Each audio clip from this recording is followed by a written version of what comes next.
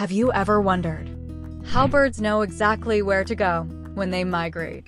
Flying thousands of miles across oceans, mountains, and continents, year after year, returning to the same place every time. Today, we're uncovering the incredible secrets behind one of nature's greatest navigational feats.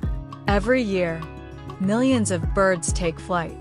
Some, like the Arctic tern, travel from the Arctic all the way to Antarctica and then back again, a round trip of over 44,000 miles. But the real question is, how do they know where to go? Birds rely on a powerful mix of instinct, biology, and clues from the world around them. One of their most remarkable tools is the Earth's magnetic field, but most still find their way with astonishing accuracy. Bird migration is more than just a seasonal spectacle.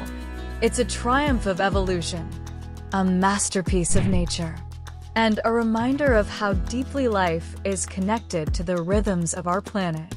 If you found this fascinating, don't forget to like, subscribe, and share. There's a whole world of wild wonders waiting right here on Through the Wild Network.